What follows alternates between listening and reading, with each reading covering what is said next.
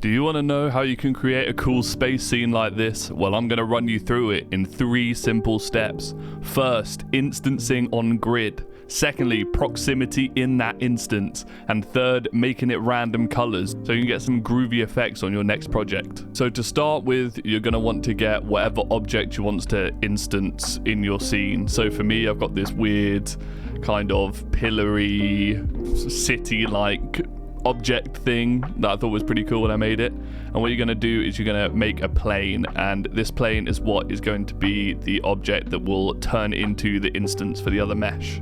So then after you get that plane, you're going to want to get to the geometry node. So you can either go into the modifier and add a geometry node, or you can go to the sidebar and get to the geometry node editor, or you can go to the top and get to geometry nodes. A lot of ways to get there, but hopefully you have made it, and now we can get into instancing. So press new and you'll have these 2 boxes, and you're going to have to delete the left one, and you're going to be left with just the geometry output. And to that we're going to add a join geometry. Super simple so far. And then after that, you're going to want to get an instance to points, and you're going to connect that into the geometry. So then after you've got the instance to points, you're going to search for distribute points on faces, and you're going to connect the points to points from the faces to the instance. Super easy so far. And then to that, we are going to add the grid, which will become our instance. But as you see, nothing has happened yet, and that's because we need to add our object in. So what you're going to get is a object info input on the scene, and then you can connect the geometry into the instance after you select your object. And then it's appeared. Amazing. So you can change the density and the X and Y on the grid, and you can create loads of them. Look at that craziness. So now you've got a grid of your instant objects. And there are a few other ways that you can change the object info as well. Like you can use the dropper and select it straight from the sidebar, or you can delete the whole thing entirely and just drag your object onto the geometry nodes, which is really helpful if you have a lot of stuff going on and you don't want to scroll through endless objects. So now we've instanced it, which is great. So we can hide the original, and now we're just left with the instance model, which is what we need for this scene. So then we can change the density down and create less of them, or we can scale them up and create more. But now we want to make it a bit more random in value. They're a bit too similar at the moment. So what we're going to do is we're going to add a random value onto the scale. And now if you see here, we can change the min and the max of the scale. So it will randomly generate a different scale between the minimum range and the maximum range for every object that is being instanced in the scene. So we can make it really small, we can make it really big, and we can change the density. And now we have loads of different objects at different scales, which makes it a lot more interesting than everything being the same size. Unless that's what you're going for, then that's fine. But to make it even crazier and to animate it, we're going to add a noise texture. And if you've been using Blender for a while, you know noise textures are basically used in everything for animation. So we'll get that. And then now we can put that into the max on the random scale, and it will shrink everything down to start off with. So you might have to scale it back up if everything is shrunk, but it's still not animating. And why is that?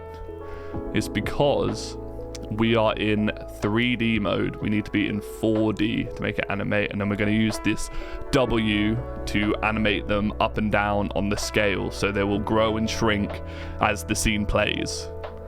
The objects are quite random at the moment. If you want them more structured and not phasing into each other so much, you can go to the distribute on points and change it to Poison Disk, and that will make it less clippy. I guess that's a good way to put it. But it will make more of them, so you might have to scale it back down if they start overlapping too much, and you'll be left with something a little bit more usable for your scene, and then you can scale it up and down for whatever you're trying to do. So let me just scale it down for film purposes. And now if we go back to the W, we can see that it's moving them up and down randomly, but we don't want to keyframe it unless we're trying to loop the animation, which you might want to keyframe for, but we can use a driver. So if you do hashtag frame and then divide by a number, the smaller the number, the faster it will go. it will start animating by itself on the timeline, which is really helpful. So I've done divided by 500 here, which will make it animate quite slowly. But if you want it fast, you can do something like divided by 100, or if you want it really slow, divided by 1,000. So this is basically the simple setup for animating instances on a grid. So super easy stuff there, and if that's all you needed, great. Now you can go and continue with your project. But if you want to make it one step better, what we can do is we can randomly assign different objects to different places on the instance, so it's not just the same object instancing forever, which can be a bit boring like it is now. And to do that, what we're going to do is we're going to create a collection of the stuff we want to have in the instance, and don't have anything else, any other objects in that collection, or they will be instance as well. So here you can see I have the 3 different faces that I put in collection 2, and now we're going to search for a collection info input on the geometry nodes, and we're going to set the collection to whatever collection your objects are in. So now the faces have randomized in the scene, which is a lot cooler than just having the same face. But they are not instancing correctly, because as you can see here, they are still in their relative positions, which is next to each other in like a line. If you can see here, I can't really separate them anymore, but you get the idea. They're instancing in 3s instead of individual objects. So to change this, what you need to do is separate as children in the collection info, and then you want to click the pick instance on the instance on points. And now everything has separated beautifully, and we could change the X and the Y and the density and the distance to make them further apart or closer together, but now they're randomly displacing into the different objects. So in this case, we've got a bunch of random faces, which is a lot more interesting than just the original face that we had on that first object. And now, as you see here, it still animates perfectly fine. So that's a little groovy technique you can use to spice up your designs a little bit more on the instance and create some cooler animations for your scene. But what if we wanted to push an object through the instance and make the instance objects in that area disappear as it comes through, like in the animation? Well, that is a little bit more complicated, but not if you know what you're doing like me and spent 9 hours figuring it out by yourself watching tons of YouTube videos. So hopefully I can explain it pretty easily for you guys here. So what you want to do is you want to add a new object, which is going to be the object that is going to pass through the instance. So in this case, we're just going to use a regular cube, and I'm going to increase the density a little bit just so we can see the cube actually displacing the instance points a little bit better. So after you've added your cube, you want to go back to the geometry nodes on that plane you've created, and after the instance points, you want to add a scale instances modifier. So now that we have that in, hasn't changed anything yet, and that's because we still have to add what is going to be changing. And for our case, I use the scale as the thing that's going to be changing as the object passes through. To do this, we're going to start by searching for a map range. Super easy stuff. And we're going to add that result into the scale. So now the map range controls the whole scale. So we can scale down the value or scale up the value, and it will change the scale on the instance points. But how do we get it to just remove the instance points that the cube is touching? And that is with the geometry proximity node. So now if we plug the distance into the value, nothing happened. Why is that? It's because we need to add where the position of the instances are, which we can do by adding a position read into the geometry proximity sample position, which will tell the computer where all the instances have been generated.